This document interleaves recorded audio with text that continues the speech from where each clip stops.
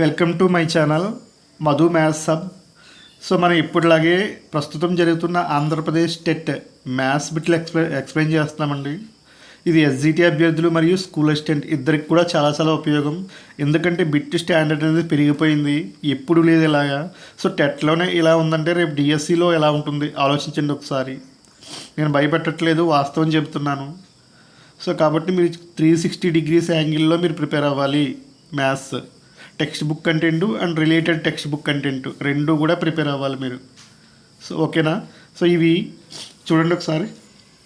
13/12/2025లో అడిగిన క్వశ్చన్స్ అండి.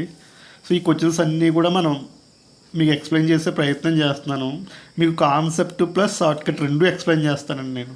So video చివరి వరకు చూడండి, మీ ఫ్రెండ్స్కి షేర్ చేయండి, లైక్ చేయండి మరియు సబ్స్క్రైబ్ చేయండి.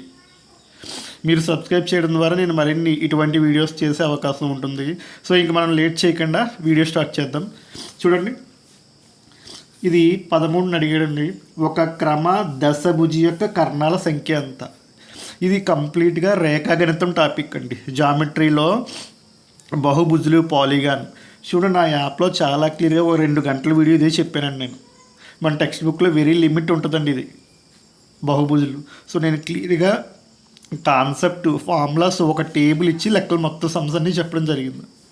సో మీకు ఈ క్వశ్చన్ నేను క్లియర్గా దీని కాన్సెప్ట్ ఏంటి, దీనికి సూత్రం ఎలా వచ్చింది అనేది నేను షార్ట్ వీడియో చేశానండి నిన్న. అది చూడండి, మీకు అందులో క్లియర్గా చెప్పాను. కాబట్టి ఇక్కడ నేను డైరెక్ట్గా ఈ సమ్ చేసేస్తాను. చూడండి ఒకసారి. ఒక క్రమ దశభుజి అండి. అసలు క్రమ బహుభుజి అంటే ఏంటో మీకు తెలియాలంటే ఫస్ట్ బహుభుజి అంటే తెలియాలండి. ఏమీ లేదండి, 3 లేదా అంతకంటే ఎక్కువ రేఖాఖండాలు గల సరళ సమృద్ధ పటాన్ని బహుభుజి అంటారు. ఎస్. ఇప్పుడు ఈ బహుభుజిలో అన్ని భుజాలు సమానం, అన్ని కోణాలు సమానం అయితే దానిని క్రమ బహుభుజి, రెగ్యులర్ పాలిగాన్ అంటారు. ఉదాహరణ, సమబాహు త్రిభుజం తీసుకుంటే 3 భుజాలు సమానం, 3 కోణాలు సమానం, 60 ఉంటుంది. కాబట్టి ఇది ఒక క్రమ బహుభుజి. చతురస్రం తీసుకుంటే 4 భుజాలు సమానం, 4 కోణాలు సమానం, 90. కాబట్టి ఇవి క్రమ బహుభుజి. అదే 5 భుజాలు 5 కోణాలు సమానమైతే క్రమ పంచభుజి, 6 అయితే క్రమ షడ్భుజి, 7 క్రమ అష్టభుజి, 7 క్రమ షడ్భుజి, 8 క్రమ అష్టభుజి, 9 క్రమ నవభుజి, 10 క్రమ దశభుజి అండ్ సో ఆన్ ఇలా ఉంటాయండి. నేను ఇప్పుడు ఒక క్రమ బహుభుజి యొక్క కర్ణాలకు సూత్రం చూడండి. ఇది n-n-3/2. ఇదేంటి ఫార్ములా డైరెక్ట్గా. మీకు ఇది ఎలా వచ్చిందో నేను క్లియర్గా నిన్న షార్ట్ వీడియో చేశానండి. షార్ట్ వీడియో జస్ట్ ఒక 3 minutes ఉంటుంది అంతే. ఇది ఒక క్వశ్చనే చేశాను, దయచేసి అందరూ చూడండి. మీకు ఈ ఫార్ములా ఎలా వచ్చిందో క్రిస్టల్ క్లియర్గా నేను చెప్పడం జరిగింది. కాబట్టి ఇక్కడ నేను చెప్పట్లేదు, ఇంకా డైరెక్ట్గా రాసేసాను. చూడండి, సూత్రం ఏంటి? n భుజాలుగా గల క్రమ బహుభుజి యొక్క కర్ణాల సంఖ్య D = n×n-3/2. ఇక్కడ దశభుజి అన్నాడు, n = 10. దశ అంటే 10 కదా. సూత్రంలో అప్లై చేయండి. 10 × 10 - 3 × 7/2. 2 ఇందులో 5 times 5 7 35 అంటే ఆన్సర్ 35 కరెక్టే. సో ఇవన్నీ కూడా రీసెంట్ ఎట్లా అడిగిన బిట్సే. ఓకే అండి, దీని కాన్సెప్ట్ అంతా మీకు షార్ట్ వీడియో చేశాను, అందులో చూడండి, చాలా క్లియర్గా చెప్పడం జరిగింది. నెక్స్ట్ క్వశ్చన్ చూడండి ఒకసారి. ప్రాఫిట్ అండ్ లాస్, లాభ నష్టాలండి. ఇది కూడా అంతే, 13th అడిగిన క్వశ్చన్. 13th చూడండి. ఒక వస్తువును 300 రూపాయలకి అమ్మాడంట. అంటే సెల్లింగ్ ప్రైస్ అంటామండి, అమ్మిన వెల. వాడు ఏమి ఇచ్చాడో ఫస్ట్ రాసుకోవాలి. 300 రూపాయలు అమ్మాడు, సెల్లింగ్ ప్రైస్. మరియు అమ్మడం వల్ల 20% లాభం వచ్చిందంటే అంటే ప్రాఫిట్ ఎంత అంటే 20%. అయినా కొన్న వేల ఎంత అంటే కాస్ట్ ప్రైస్, సిపి ఎంత అని అడుగుతున్నాడు. గుర్తుపెట్టుకుంటే నేను సూత్రం వేయను, పర్సంటేజ్ మనకి షార్ట్ కట్ ఉంటుంది, దాని ప్రకారం వెళ్ళిపోతుందని చూడండి. ఈ సందర్భంలో ఎల్లప్పుడూ కూడా మనం సిపిని 100 అనుకుంటామండి. శాతం అంటే 100 కదా పర్సంటేజ్, అందుకు 100 అనుకుంటాం. గుర్తుపెట్టుకోవాలి, ఎల్లప్పుడూ కూడా సిపి కాస్ట్ ప్రైస్ 100 అనుకుంటాం. అప్పుడు సెల్లింగ్ ప్రైస్ ఎలా వస్తుంది చూడండి. ఇక్కడ లాభం అన్నాడు కాబట్టి 100కి కలపాలండి, 120 భాగాలు. ఒకవేళ నష్టం అన్నాడు అనుకో తీసేస్తాం, 100లోంచి 80 భాగాలు రాసుకుంటాం, 80 parts. మరలా చూడండి, సిపిని ఎప్పుడు 100 అనుకుంటామండి, 100 పార్ట్స్ పర్సంటేజ్ కాబట్టి ఎప్పుడు ఫిక్స్. ఇంకా సిపి కాస్ట్ ప్రైస్. మరి లాభం అన్నాడు కాబట్టి 100కి 20 కలపాలండి, కలిపితే 120. ఇప్పుడు అయిపోయింది చూడండి. మరి ఇప్పుడు సిపి అంటే 100 భాగాలు, ఎస్పి అంటే 120 భాగాలు. సో ఎస్పి ఇచ్చాడు చూడండి 300. ఇక్కడ ఎస్పి ఎన్ని భాగాలు, పార్ట్స్ అండి, 120 పార్ట్స్. అంటే 120 భాగాల విలువ 300 అండి. మనకి కొన్న వేళ 100 భాగాల విలువ ఎంత? సో చూడండి, down by up into side లేదా క్రాస్ మల్టిప్లికేషన్. సో కాబట్టి 100/120 ఇంటూ 300. చూడండి ఇక్కడ 0 క్యాన్సిల్, 0 క్యాన్సిల్. చూడండి 12 టేబుల్, ఇందులో 12 2s 24, 6 ఉంది, పక్కన ఒక 0, 60లో 5 టైమ్స్ అంటే 25 ఇంటూ 10 250 రూపీస్ అండి. అంటే కాస్ట్ ప్రైస్ ఎంత అంటే కొన్న వేళ 250. ఇది వెరీ వెరీ ఇంపార్టెంట్. ఫార్ములా వాళ్ళకంటే డైరెక్ట్ చేస్తామండి, పర్సంటేజ్ మెథడ్లో అప్లై చేశాను నేను. సిపిని ఇప్పుడు 100 అనుకోవాలి. ఎస్పి ఏమో ఇక్కడ పర్సంటేజ్, ఇక్కడ లాభం అన్నాడు కాబట్టి కలపాలి. ఒకవేళ నష్టం అంటే తీసేస్తాం 100లోంచి, అంతే. ఈ 2 భాగాలు ఉపయోగించుకొని వాడు ఏదైనా సరే చేయొచ్చు మనం. So next question very very important. ఇప్పుడు కూడా ఈ క్వశ్చన్ చాలా హైలైట్, చాలా జాగ్రత్తగా వినాలి. సో ఇది కూడా 13 అడిగిన క్వశ్చన్. చూడండి, అసలు మనకి 2025లో మొన్నే డిఎస్సి కంప్లీట్ అయ్యింది, ఓకేనా. డిఎస్సిలో అన్ని పేపర్లు చూసుకున్న ఈ మోడల్ ఇటువంటి క్వశ్చన్స్ ఎక్కడ అడగలేదండి డిఎస్సిలో కూడా. కాబట్టి టెట్లోని ఎంత స్టాండర్డ్ పెంచేస్తాడో ఈ బిట్ చూసుకుని మీరు అర్థం చేసుకోవచ్చు. ఇప్పుడు జరుగుతున్న టెట్ ఎగ్జామ్లో బిట్ లెవెల్ ఏ రకంగా స్టాండర్డ్ పెంచాడు అనేది ఈ బిట్ని చూసి అర్థం చేసుకోండి. ఏం లేదు, ఈ ప్రిపరేషన్ ఈ బిట్స్ ఆధారంగా మీరు జాగ్రత్త పడి డిఎస్సికి ఇదే లెవెల్లో ప్రిపేర్ అవ్వాలి. సో అవకాశాలు అన్నిసార్లు రావు, వచ్చినప్పుడు ఉపయోగించుకోవాలి. ఎస్ చూడండి, XY అంటే 6 అంట. మరి ఈ వాల్యూ ఇచ్చేసాడు, ఈ వాల్యూ విలువ ఎంత ఇచ్చేసాడంటే 63 అని ఇచ్చేసాడు వాడు. అంటే XY ఏమో X ఇంటూ Y, XY ఏమో 6 అన్నాడు. ఈ వాల్యూ మొత్తం ఎంత అన్నాడంటే 63 అన్నాడు. 63 అయితే X² + Y² విలువ ఎంత? ఎస్, పూర్తి అవగాహన ఉంటే కానీ మనకి ఆల్జీబ్రా మీద ఇటువంటి సమస్య చేయలేమని. మనం పూర్తి అవగాహన ఉండాలి, at the same time basics కూడా ఉండాలి. Complete knowledge and complete basics ఉంటే ఆల్జీబ్రా మీద ఇది చేయగలం. చూడండి ఒకసారి వాడు ఇచ్చిన వాల్యూ తీసుకుంటున్నాను నేను. అంటే X² + XY² + XY + Y = 63. ఇది వాడిచ్చింది తీసుకున్నాను. ఇప్పుడు చూడండి, ఈ రెండింటి నుంచి కామన్ తీయచ్చు. చూడండి, ఎస్, ఏం కామన్ తీస్తాను? ఇదిగోండి, ఇక్కడ X, ఇక్కడ Y ఉంది. ఇదిగోండి, ఇక్కడ X, ఇక్కడ Y ఉంది. కాబట్టి XY కామన్ తీస్తాను. XY ఎందుకు తీయాలి? ఇదిగో XY వాల్యూ ఇచ్చాడు వాడు. XY 6 ఉపయోగించుకోండి అని చెప్తున్నాడు. కాబట్టి XY కామన్ తీసాను. చూడండి, X² X తీసేస్తే X, Y పోతుంది. ప్లస్ X పోతుంది, Y² Y తీసేస్తే Y, ప్లస్ X + Y 63. ఒక్కసారి జాగ్రత్త చూడండి, ఇక్కడ X + Y ఉంది, ఇక్కడ X + Y ఉంది. అంటే X + Y ఓవరాల్ కామన్ తీసేస్తాను. ఇదిగోండి, X + Y ఓవరాల్ కామన్. ఇక్కడ X + Y తీసేస్తే ఇక్కడ మిగిలింది XY, ప్లస్ ఇక్కడ కూడా X + Y తీసేస్తే ఇంక ఒకటి ఉంటుందండి అక్కడ, = 63. చూడండి, ఇప్పుడు వాడతాను. XY 6 ఇచ్చాడు కదా, X + Y అలాగే ఉంటుంది. ఇది కూడా దీని ప్లేస్లో 6 రాశాను. ఇక్కడ 1 = 63. ఓకేనా, = 63. ఇప్పుడు చూడండి, X + Y ఇంటూ 6 + 1 7 = 63. చూడండి, 7 ఇందులో 9 టైమ్స్ పోతుంది. అంటే X + వాల్యూ ఎంత? 9 వచ్చింది. X + వాల్యూ ఎంత? 9 వచ్చింది. X + Y మనకు కావాల్సింది ఏంటి? X² + Y². అంటే ఇరువైపులా వర్గం చేస్తే ఇక్కడ స్క్వేర్ వస్తుంది, ఇక్కడ Y² వస్తుంది అని అర్థమవుతుంది. వాడు అడిగింది X² + Y². కాబట్టి ఇరువైపులా స్క్వేర్ చేస్తే ఇక్కడ X², ఇక్కడ Y² అని అర్థమవుతుంది. కాబట్టి ఇక్కడ చేస్తున్నాను చూడండి, X + Y = 9. Squaring on both sides, ఇరువైపులా వర్గం చేయండి. X + Y² 9², A + B² A² + B² 2AB = 81 అండి. ఇప్పుడు మనకు కావాల్సింది ఇదే కదా, కాబట్టి x square plus y square. So 2 × xy అంటే వాడు 6 ఇచ్చాడు, 6 ఈజ్ ఈక్వల్ టు 81. అంటే x square plus y square ఈ రెండు లబ్ధం చేస్తే 12. కాబట్టి x square plus y square అంటే ప్లస్ అని వెళ్ళిపోతే మైనస్ అండి, తీసేస్తే 69. 81 నుంచి 12 తీసేస్తే 69. చూడండి ఆప్షన్స్ ఇవ్వలేదా? ఎస్, 69 ఆన్సర్ అండి.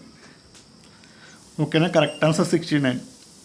చూసారా టెట్లో అడిగిన బిట్ నిన్న 13వ తారీఖు. సింపుల్, వాడిచ్చిన డేటాను ఉపయోగించుకున్నాను నేను. దాన్ని బట్టి ఎక్స్ ప్లస్ వై వచ్చింది. X plus y is equal to 9. కానీ కావాల్సింది x square plus y square. ఇప్పుడు జాగ్రత్తగా ఆలోచిస్తే దీన్ని వర్గం చేయాలని అనిపిస్తుంది. మరి దీన్ని వర్గం చేయాలంటే ఇరువైపులా కూడా చేయాలి కదా. అప్పుడు ఇరువైపులా వర్గం చేస్తే మనకు కావాల్సిన వాల్యూ వచ్చింది. సో చాలా చాలా ఇంపార్టెంట్, చూసుకోండి. ఎస్, నెక్స్ట్ ఇది కూడా ఆల్జీబ్రాకి సంబంధించిన క్వశ్చనే, ఏజెస్కి సంబంధించిన క్వశ్చన్ అండి ఇది. అంటే నిన్న 13న ఈవినింగ్ అంటే ఆఫ్టర్నూన్ సెషన్లో అడిగిన క్వశ్చన్. చూడండి మంచి క్వశ్చన్, ఇది కూడా మార్చేసాడు. అంటే టెక్స్ట్ బుక్లో ఉన్న కాన్సెప్టే ఇది కూడా పర్సంటేజ్ తీసుకొచ్చేసాడు. మీకు క్లిస్టల్ క్లియర్గా చెప్తున్నాను, ఈ క్వశ్చన్ టెక్స్ట్ బుక్లో ఉంటుంది కానీ ఇలా ఉండదు, ఇదే మ్యాటర్. కానీ ఇక్కడ పర్సంటేజ్లో కన్వర్ట్ చేసాడు. అంటే డిఎస్సికి ప్రిపేర్ అవుతున్న అభ్యర్థులకు శాతానికి పర్సంటేజ్కి డిఫరెన్స్ తెలుస్తుందా లేదా, అంటే శాతాన్ని మీరు పర్సంటేజ్గా మార్చుకోవడం మీకు వచ్చా లేదా అని టెస్ట్ చేస్తున్నాడు అనమాట. మీరు క్వశ్చన్ ఏమో ఇక్కడ రేషియో ఇచ్చేస్తాడండి, ఇక్కడ 5:2 ఎంతో సంథింగ్. కానీ వాడు ఎగ్జామినర్ ఏం చేశాడంటే రేషియో ఇవ్వకుండా పర్సంటేజ్ ఇచ్చేసాడు. అంటే ఈ పర్సంటేజ్ చూసి ఎగిరిపోతారు చాలామంది, ఇదేంటి పర్సంటేజ్ ఇచ్చాడంటే ఎలా చేయాలని చెప్పి. సింపుల్ చూడండి, 4 సంవత్సరాల క్రితం తండ్రి వయస్సులో కొడుకు వయసు 40% అంటండి. ఇప్పుడు తెలుసు తండ్రి ఎక్కువ ఉంటాడు వయసు, కొడుకు ఇతని వయసులో 40%. ప్రస్తుతం తండ్రి వయసు చాలా ఇంపార్టెంట్. ప్రస్తుతం ఎవరు ఇచ్చారంటే తండ్రి వయసు 44 సంవత్సరాలు ఇచ్చి ప్రస్తుతం కొడుకు వయసు ఎంత అని అడుగుతుంది. ప్రస్తుతం కొడుకు వయసు ఎంత, చాలా జాగ్రత్త చూడండి. ఇది రావాలి ఫస్ట్. ఇదిగోండి 40%ని మనం 40/100 రాస్తాం, పర్సంటేజ్ సింబల్ తీసి 21 ఇందులో 2 టైమ్స్, ఇందులో 5 టైమ్స్. ఇదన్నమాట రేషియో అంటే. మనం అంకగణితంలో నేర్చుకుంటాం అర్థమెటిక్లో A/Bని A:B అని రాసుకుంటాం. కాబట్టి ఇది ఇప్పుడు రేషియో 2:5 అవుద్ది అనమాట. అంటే అర్థం ఏంటి, పెద్దది ఇప్పుడు తండ్రి వయసు అవుద్దండి, ఫాదర్. చిన్నవాడు ఎప్పుడు కూడా సన్ అవుతాడు. అంటే ఇప్పుడు చూసుకోండి, father is son. So father అనేది ఇప్పుడు 5 పార్ట్స్ అయితే సన్ 2 పార్ట్స్ ఆఫ్ దాని. ఇది రేషియో. టెక్స్ట్ బుక్లో రేషియో ఉంటుంది కానీ వాడు రేషియో తీసి కన్ఫ్యూజ్ చేయడానికి పర్సంటేజ్ పెట్టాడు దాని ప్లేస్లో ఎగ్జామినర్. అంటే అర్థం ఏంటి, ఈ పర్సంటేజ్కి ఈ రేషియోకి డిఎస్సి అభ్యర్థులకు డిఫరెన్స్ తెలుసా లేదా బట్టి పడుతున్నారా. చూసారా, ప్రతిదీ కూడా కాన్సెప్ట్తో లింక్ అయ్యి ఉంటుంది అనమాట. ఓకేనా, ఎస్. ఇది ఎప్పుడు జాగ్రత్తగా చూడండి, 4 సంవత్సరాల క్రితం అండి. 4 సంవత్సరాల క్రితం ఫాదర్ అనేది 5 పార్ట్స్ ఉంటే సన్ అనేది 2 పార్ట్స్ ఉన్నాడు. మరి ఇక్కడ చాలా జాగ్రత్తగా వినండి. ప్రస్తుతం తండ్రి వయసు 44 సంవత్సరాలు ఉన్నాడు. Very very important. ఈ రేషియో ఏమో 4 సంవత్సరాల క్రితం. ఇది 4 సంవత్సరాల క్రితం తండ్రి వయసు ఎంత, 5 పార్ట్స్. కానీ ప్రస్తుతం తండ్రి వయసు రేషియో 4 సంవత్సరాలు ఉంది కాబట్టి దీన్ని కూడా ఫాదర్ ప్రస్తుత వయసు కూడా 4 సంవత్సరాల క్రితం మార్చేయాలి. కాబట్టి చూడండి, 4 సంవత్సరాల క్రితం తండ్రి వయసు అండి, తండ్రి వయసు. జాగ్రత్త చూడండి, ఇప్పుడు 44 సంవత్సరాలు ఉన్నాడు. 4 సంవత్సరాల క్రితం అంటే ఒక 4 తీసేయాలి కదా, 40 సంవత్సరాల తండ్రి. చూసుకో, క్వశ్చన్లో వచ్చింది ప్రస్తుతం తండ్రి వయసు 44. కానీ మనకి రేషియో 4 సంవత్సరాల క్రితం ఉంది కాబట్టి 4 సంవత్సరాల క్రితం తండ్రి వయసు ఎంత అంటే 4 సంవత్సరాలు తీసేయాలండి. ఓకే, ఎందుకు, ఇప్పుడు 4 సంవత్సరాల ఫాదర్ ఏజ్ అంటే 5 భాగాలు, ఇప్పుడు 4 సంవత్సరాల తండ్రి వయసు అంటే 40 భాగాలు. ఇప్పుడు ఈ రెండు పోల్చొచ్చు. అంటే 5 భాగాల విలువ 40 అయితే 4 సంవత్సరాల క్రితం కొడుకు వయసు రెండు భాగాలు ఎంత? చూడండి, down by up into side లేదా క్రాస్ మల్టిప్లికేషన్. 2/5 ఇంటూ 40. 5 ఇందులో 8 టైమ్స్ అండి. 8 2 16 ఇయర్స్. చాలా జాగ్రత్తగా వినాలి. ఇది కొడుకు వయస్సు. 2 పార్ట్స్ ఎవరంటే కొడుకు వయస్సు. ఏది 4 సంవత్సరాల క్రితం కొడుకు వయస్సు అండి, కానీ ప్రస్తుతం కొడుకు వయస్సు అంటున్నాడు. కాబట్టి చూడండి జాగ్రత్త, ప్రస్తుత కొడుకు వయస్సు ఇది 4 సంవత్సరాల క్రితం 16, ప్రస్తుతం కావాలంటే ఒక 4 కలపాలి. 16 + 4 ఎంత అంటే 20 ఇయర్స్. చూసారు, చాలా ఈజీ, ఫ్రాక్షన్ ఆఫ్ సెకండ్లో చేయొచ్చు. బాగా ప్రాక్టీస్ చేయాలి, కాన్సెప్ట్ ఐడియా ఉండాలి. సింపుల్. ఇక్కడ నేను ఫస్ట్ 40% రేషియోలో కన్వర్ట్ చేస్తా, ఫస్ట్ పాయింట్. సెకండ్ పాయింట్ లెక్కలో చెప్పినట్టు వాడు రేషియో తీసుకున్నా. ఇది వెరీ వెరీ ఇంపార్టెంట్ ఉంది. ప్రస్తుత తండ్రి 44 అన్నాడు, కానీ రేషియో 4 సంవత్సరాల క్రితం కాబట్టి ఈ ఫాదర్ ఏజ్ కూడా 4 సంవత్సరాల క్రితం తీసుకున్నా. రేషియో 4 సంవత్సరాల క్రితం, తండ్రి వయస్సు 4 సంవత్సరాల క్రితం, అప్పుడు మాత్రమే పోల్చాలి. Very very very important. కాబట్టి 5 భాగాల విలువ 40 అయితే 2 భాగాలు సన్ ఏజ్ ఎంత? 16. ఈ 16 ఇయర్స్ ఏంటి? 4 సంవత్సరాల క్రితం కొడుకు వయస్సు. ఏమడిగాడు? ప్రస్తుతం కొడుకు వయస్సు. కాబట్టి ఈ 16కి ఒక 4 కలపాలి. ఎందుకు? ఇది 4 సంవత్సరాల క్రితం 16 కాబట్టి. So 20 years. అర్థమైంది అనుకుంటున్నాను. క్లియర్గా 1-2 సార్లు చెప్పే ప్రయత్నం చేస్తున్నాను. సో మన వీడియోస్ లైక్ చేయండి, సబ్స్క్రైబ్ చేయండి, మరియు మీ ఫ్రెండ్స్కి షేర్ చేయండి. ఈ రకంగా చేయడం వల్ల నేను మరిన్ని వీడియోస్ చేసే ప్రయత్నం చేస్తాను. ఓకేనా? సో ఇప్పుడు చూద్దాం. చూడండి, నెక్స్ట్ క్వశ్చన్. ఇది చాలా చాలా ఇంపార్టెంట్. నెంబర్ ఆఫ్ టైమ్స్ అడుగుతాను. చూడు, 12 వస్తువులు అమ్మిన వేళ 6 వస్తువులు కొన్న వేళకు సమానం అయినా లాభ శాతమా నష్ట శాతమా ఎంత అండి?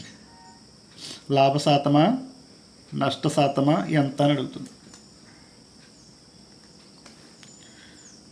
ఓకేనా? చూడండి, 12 వస్తువులు అంటే 12 SP. ఎందుకు? 12 వస్తువులు అమ్మిన వేళ అంటే SP అని తీసుకుంటాం. 6 వస్తువుల కొన్న వేళకు సమానం అన్నాడు కాబట్టి CP. చూడండి, ఈ పాయింట్ వాడిచ్చిందే క్వశ్చన్లో.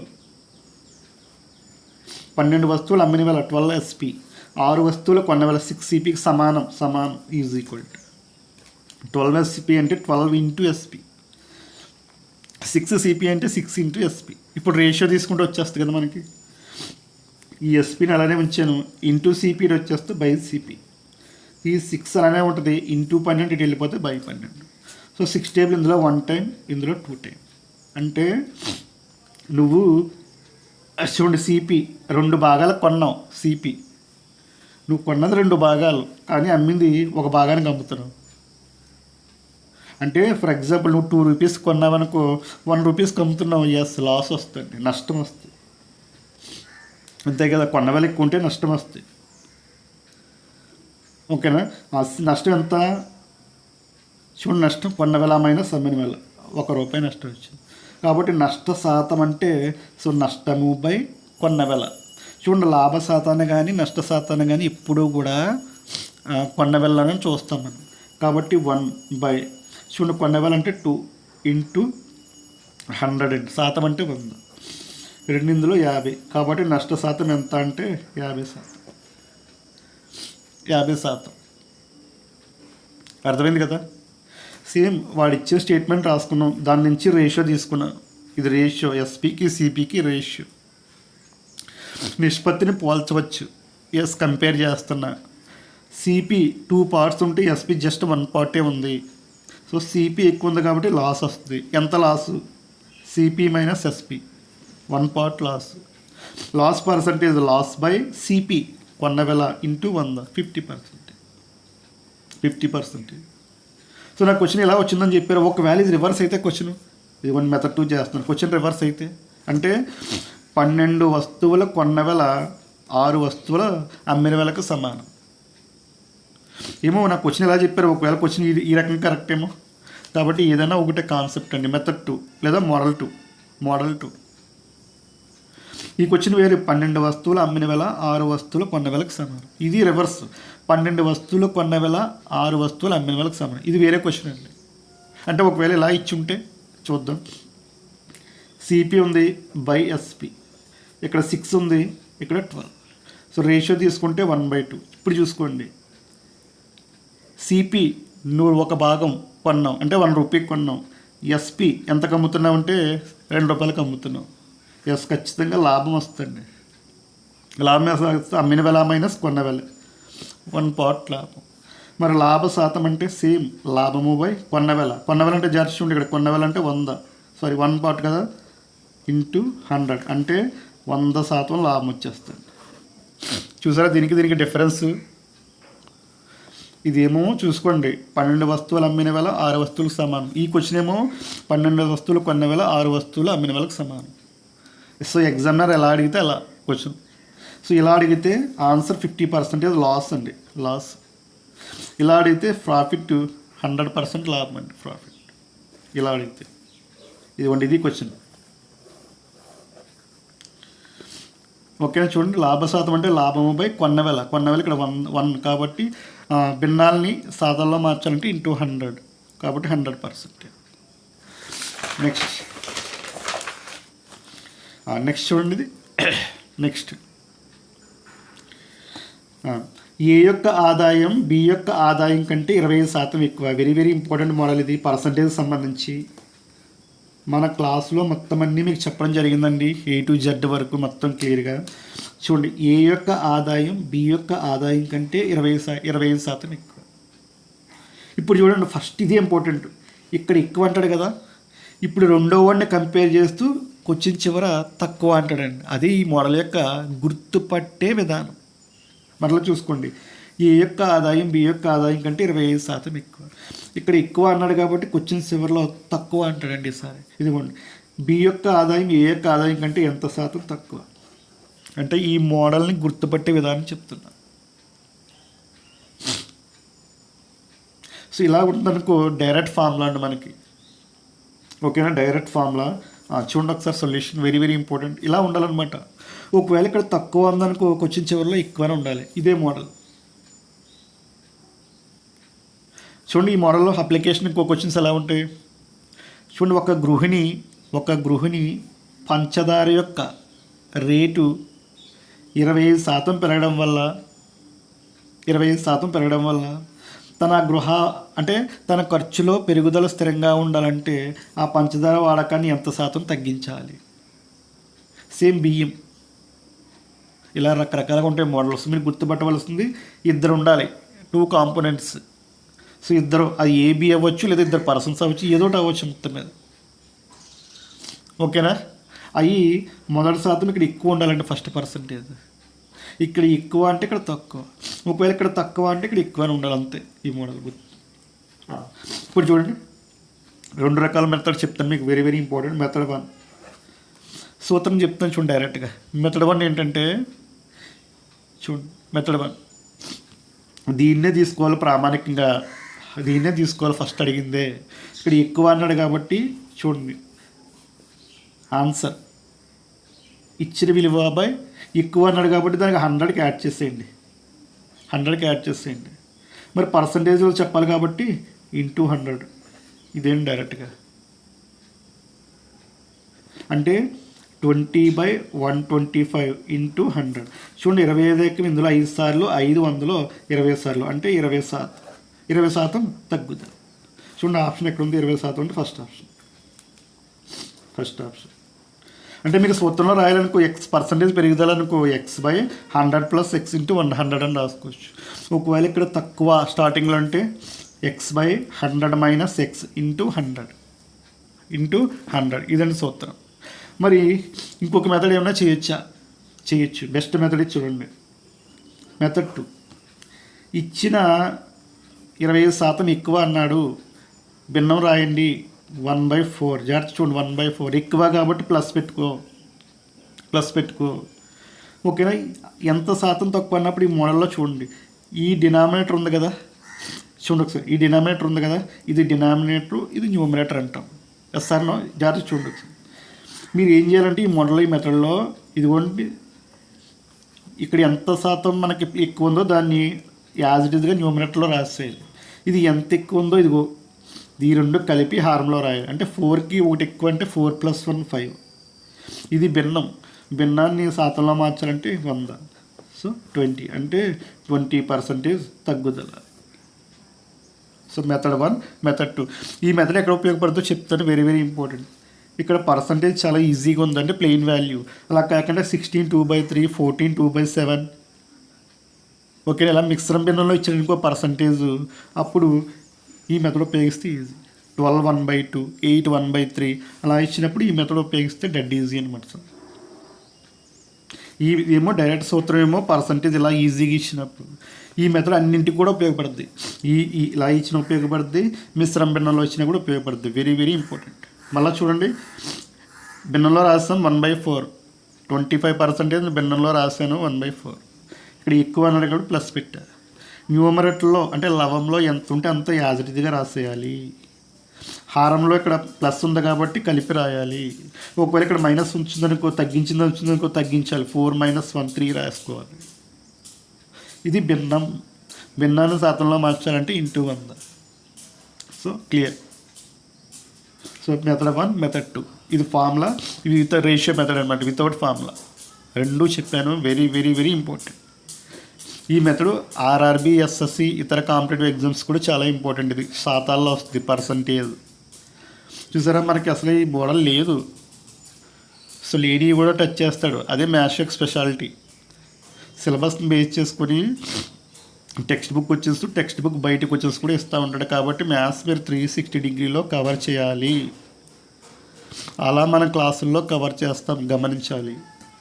నెక్స్ట్ చూడండి, గరిష్ట భిన్నం ఇది అంటాడండి. అంటే ఇచ్చిన వాటిలో పెద్ద భిన్నం ఏంటి అని అడుగుతాం. సో ఇది 12వ తారీఖు క్వశ్చన్స్ అండి ఇవి. ఇదిగోండి, ఇది కూడా 12 ఆఫ్టర్నూన్ అడిగిన క్వశ్చన్స్. ఇది కూడా 12 ఆఫ్టర్నూన్ అడిగిన క్వశ్చన్. ఎస్, భిన్నాలకు సంబంధించి వెరీ వెరీ ఇంపార్టెంట్. సో 1 2 3 4 జాగ్రత్త చూడండి, రాస్తాను నేను. 5/7, 17/19, 19/21, 29/31. ఈ భిన్నాల్లో ఏది పెద్దది అంటున్నాడు అండి. జాగ్రత్త చూడండి ఒకసారి. ఫస్ట్ ఇప్పుడు ఇలా అయితే ఏం చేయాలి, నేను చెప్పాను నిన్న. ఫస్ట్ హారాలన్నీ సమానం చేసుకుంటేనే భిన్నాలను పోల్చగలం. మరి హారాలు చాలా పెద్దగా ఉన్నాయి, వీటన్నింటికి ఎల్సిఎం కట్టి మనం కంపేర్ చేసేలోకి తెల్లారిపోద్ది అక్కడే. ఓకేనా, కాబట్టి సో అలా చేయకూడదు. అప్పుడు ఏం చేయాలి, ఇందులో లాజిక్ ఉంటుంది అనమాట. నెంబర్ ఆఫ్ టైప్స్ ఉంటాయి ఇందులో భిన్నాల్లో. మెథడ్ 1, మెథడ్ 2 అంటే టైప్ 1, టైప్ 2 అని ఇలా కొన్ని టైప్స్ ఉంటాయండి. ఆ టైప్స్ నేర్చుకోవాలి. ఇది వన్ ఆఫ్ ద టైప్. అదేంటి చూడండి, 5కి 7కి డిఫరెన్స్ 2, 17కి 19కి డిఫరెన్స్ 2, 19కి 21కి డిఫరెన్స్ 2, 29కి 2కి డిఫరెన్స్ 2. చూసారా, మనం ముందు ప్రాక్టీస్ చేస్తేనే ఇది వన్ ఆఫ్ ద టైప్ అని మీకు తెలుస్తుంది. మీరు ఓన్లీ టెక్స్ట్ బుక్నే నమ్ముకుంటే ఇటువంటి బిట్లు మీరు చేయలేరు, ఇబ్బంది పడిపోతారు. అంటే టైం టేకింగ్ అయిపోద్ది. చూసారా, డినామినేటర్కి న్యూమినేటర్కి డిఫరెన్స్ ఖచ్చితంగా 2 ఉంది. ఎస్, అంటే భేదం సమానంగా ఉంది. ప్రతి భిన్నాల్లో వ్యవహారాల మధ్య భేదం సమానంగా ఉంటే చూడండి, ఇక్కడ ఏదైతే ఎక్కువ ఉంటుందో అదే ఆన్సర్ మనకి. చూడండి, ఇక్కడ లవంలో 5, 17, 19, 29 ఉంది. 29 పెద్దది కదా, అయిపోయింది ఆన్సర్. ఇదే ఆన్సర్, ఆప్షన్ 4. చూసారా, ఏమీ చేయలేదు, పెన్ పేపర్ కూడా పెట్టలేదు. అంటే 4 భిన్నాలు ఇచ్చి చూడండి, ఇందులో 4 మెథడ్స్ అడుగుతాడండి. 4 భిన్నాలు ఇచ్చి ఫస్ట్ క్వశ్చన్ ఏది పెద్ద భిన్నం అని అడుగుతాడు. 2వ మోడల్ ఏది చిన్న భిన్నం అడుగుతాడు. 3వ మోడల్ ఆరోహణ క్రమంలో పెట్టండి అంటాడు. 4వ మోడల్ అవరోహణ క్రమంలో పెట్టండి అంటాడు. చాలా చాలా ఇంపార్టెంట్. డిఎస్సి కూడా విట్టి గ్యారంటీ. సార్ నాకు ఇలా డిఫరెన్స్ తెలియలేదు, మరి కాసా గట్టుకనే షార్ట్ కట్ ఏమైనా రాయగలమా? చూడండి, షార్ట్ కట్ 5/7, 17/19, 19/21, 29/31. చాలా జాగ్రత్త చూడాలి. ఫస్ట్ 2 డేస్ పోల్చుకుంటే వెళ్తాం, క్రాస్ మల్టిప్లికేషన్. ఇదిగోండి, 19/5 గురించి ఇక్కడ రాసుకోవాలి. 19/5 ఎంత అంటే ఎంత అండి, 95. 7/17 ఎంత, 119. పెద్ద భిన్నం అడిగాడు. ఇందులో 95 పెద్దదా, 119 పెద్దదా? 119 పెద్దది, కాబట్టి ఇది ఎలిమినేట్ అయిపోయింది. మళ్ళీ ఈ రెండింటికి క్రాస్ మల్టిప్లికేషన్. చూడండి, యారో మార్క్ ఇక్కడ పెడుతున్నానంటే గురించి ఆన్సర్ ఇక్కడ రాయాలి. చూడండి, మరి 17 21 ఎంత చూడండి, 17 20 ఎంత అండి 340, 17 1 17 అంటే 357 అండి. అంటే ఇక్కడ 357 ఉంది. అంటే ఈ భిన్నం పైన రాయాలి, ఖాళీ లేదని ఇక్కడ రాసి. ఇది చూడండి మరి 19 19 ఎంత అండి 361. ఈ రెండింటిలో ఏది పెద్దది, ఇది పెద్దది, కాబట్టి ఇది ఎలిమినేట్ అయిపోయింది. ఇప్పుడు ఈ రెండు చేస్తే మనకి ఆన్సర్ వస్తున్నట్టే. చూడండి 19 31 19 ఎంత అండి 19 3 57 అంటే 570. 19 570 ప్లస్ 19 ఎంత 589. 21 29 గుణించాలి. చూడండి 21 29. మల్టిప్లికేషన్ చూసుకోండి 9 1 9. Cross multiplication 9 2 18 1 2 2. సో 18 ప్లస్ 2 20 2 ఉంది. 2 2 4 4 2 కలిపితే 6. చూసారా 589 609. ఏది పెద్ద ఇది పెద్ద, ఏది ఎలిమినేట్. చూసారా ఇది ఆన్సర్. చూసారా ఫ్రాక్షన్ ఆఫ్ సెకండ్లో చేసేయచ్చు. మీకు ఇది బెస్ట్ షార్ట్ కట్ అనమాట. 4 భిన్నాలు ఇచ్చినప్పుడు ఏది చిన్నది ఏది పెద్దది లేదా ఆరోహణ అవరోహణ క్రమంలో చెప్పడానికి షార్ట్ కట్ మెథడ్. ఇప్పుడు ఈ టైప్స్ కానప్పుడు అంటే కొన్ని టైప్స్ ఉంటాయన్నాను కదా, హారం భేదం సమానం, అటువంటి టైప్స్ కానప్పుడు ఈ మెథడ్ చేయాలి. అంతేగాని నేను ఎల్సిఎం కట్టి కూర్చుంటానంటే అయిపోయినట్టే. ఓకేనా, బెస్ట్ మెథడ్ అనమాట. ఇదొక మెథడు, ఇదొక మెథడ్. అర్థమైంది కదా. క్రాస్ మల్టిప్లికేషన్ చేసి పోలుస్తామన్నమాట. ఇప్పుడు ఇందులో ఏది చిన్నది అడిగడానికి చూడండి, ఇంకా అన్నింట్లో చిన్నది ఏంటి ఇక్కడ 95. కాబట్టి ఇది అవుతుంది అనమాట. 5/7 అవుతుంది ఆన్సర్. ఆరోహణ క్రమంలో పెట్టమంటే ఇది కూడా చూడండి 90 తర్వాత ఇదిగోండి ఇది ఆరోహణ క్రమం. అవరోహణ క్రమం అంటే ఇదే వస్తుంది. ఓకేనా, ఇది కాన్సెప్ట్ అనమాట. ఈ రకంగా నేర్చుకుని ప్రాక్టీస్ చేస్తే సెకండ్లో అయిపోతాయి సమ్స్ ఎగ్జామ్లో. నెక్స్ట్ చూడండి లాస్ట్ క్వశ్చన్. 40లో 23% విలువ ఎక్స్ అంట. ఇప్పుడు 23లో 40% విలువ ఎంత? ఎస్, మంచి క్వశ్చన్ ఇది కూడా. అంటే పర్సంటేజ్లో రూల్స్ అన్నమాట ఇవి. చూడండి 40లో 23% ఎక్స్. ఇప్పుడు చూడండి రివర్స్ అయింది, 23లో 40% అంటే పర్సంటేజ్ ఇక్కడికి వచ్చింది, ఇక్కడ పర్సంటేజ్ వెళ్ళింది. అంటే ఇక్కడ కాన్సెప్ట్ చూడండి, ఎక్స్ పర్సంటేజ్ ఆఫ్ వై అన్న వై పర్సంటేజ్ ఆఫ్ ఎక్స్ అన్న ఒక్కటే. ఆ కాన్సెప్ట్ తెలియాలి. అంటే వైలో ఎక్స్ శాతం అన్నా ఎక్స్లో వై శాతం అన్నా సమానమే. ఎలాగో చూడండి, ఎక్స్ బై 100 హాఫ్ అంటే ఇంటూ 1000, వై బై 100 హాఫ్ ఇంటే ఎక్స్. లబ్ధం చేయండి, ఎక్స్ వై బై 100. ఇక్కడ కూడా లబ్ధం చేయండి, ఇదిగోండి ఎక్స్ వై బై 100 సమానము. LHS is equal to RHS కాబట్టి సమానము. అంటే ఎక్స్లో వై శాతం అన్నా, ఇప్పుడు రివర్స్ ఎక్స్లో వై శాతం అన్నా నెక్స్ట్ ఎక్స్లో వై శాతం అన్నా రెండు సమానం. వైలో ఎక్స్ శాతం అన్నా లేదా ఎక్స్లో వై శాతం రెండు కూడా సమానమే. ఎక్స్ పర్సంటేజ్ ఆఫ్ వై అన్నా వై పర్సంటేజ్ ఆఫ్ ఎక్స్ రెండు కూడా సేమ్. అంటే ఇక్కడ దీనికి ఈ వాల్యూ వచ్చినప్పుడు దీనికి కూడా సేమ్ అదే వాల్యూ వస్తుంది. మరి ఇప్పుడు చూడండి ఆన్సర్స్ వచ్చేస్తుంది. 40లో 23% విలువ ఎక్స్ అయినప్పుడు మరి 23లో 40% కూడా ఎంత అవ్వాలి? ఎక్స్ అవ్వాలి. ఇదిగో చెప్పుకున్న కండిషన్. వైలో ఎక్స్ శాతం ఎక్స్లో వై శాతం రెండు సమానం అండి. కాబట్టి 40లో 23% విలువ ఇచ్చేసాడు, ఎక్స్ అంటున్నాడు వాడు. అంటే 40లో 23% ఎక్స్ అంటున్నాడు. అప్పుడు 23లో 40% కూడా ఎక్స్ అవుతుంది. ఇది ఈ కాన్సెప్ట్ ప్రకారం. కాబట్టి ఆన్సర్ ఆప్షన్ 1. చూసారా మంచి క్వశ్చన్స్ ఇవి, చాలా చాలా ఇంపార్టెంట్. ఇవన్నీ కూడా రీసెంట్ టెట్లో అడిగిన క్వశ్చన్స్ అండి. ఓకేనా. సో మీకు కానీ మన వీడియోస్ నచ్చి ఉంటే, అంటే నేను చెప్పే విధానం మీకు నచ్చితే, సో మన వీడియోస్ లైక్ చేయండి. ఓకేనా, సబ్స్క్రైబ్ చేయండి, మరి మీ ఫ్రెండ్స్కి షేర్ చేయండి. ఓకేనా. సో మీరు ఈ పని చేయడం వల్ల నేను మరిన్ని వీడియోస్ చేయడానికి అవకాశం ఉంటుంది. మీరు లైక్ చేయడం వల్ల ఈ వీడియోస్ నెంబర్ ఆఫ్ పర్సన్స్కి షేర్ అవుతుందండి. కాబట్టి ఈ పని చేయడం. అంతే ఇక్కడ మనం ఆన్లైన్ క్లాసెస్ కూడా చెప్తామండి. మ్యాథ్స్ ఆల్రెడీ 3-4 ఇయర్స్ నుంచి ఆన్లైన్ క్లాసెస్ కూడా చెప్తున్నాను. అట్ ద సేమ్ టైం నేను ఆఫ్లైన్ కోచింగ్ సెంటర్లో కూడా వర్క్ చేస్తానండి కొన్ని ఇన్స్టిట్యూట్లో. సో మీకు బెస్ట్ కంటెంట్ అందిస్తాను టెట్ డిఎస్సికి సంబంధించి. మన ఆన్లైన్ క్లాసెస్ కూడా అవైలబుల్ ఉన్నాయండి. అంటే టెక్స్ట్ బుక్ చూపిస్తూ ఈచ్ వన్ ప్రతి ప్రాబ్లం కూడా చెప్పడం మన క్లాసెస్ ప్రత్యేకత. ఎక్కడ కూడా లేదు అలా. సో మన క్లాసెస్ కావాలనుకుంటే మీరు ఈ నెంబర్కి మెసేజ్ కానీ కాల్ కానీ చేయొచ్చు. 9398549599. ఓకేనా? So thank you so much.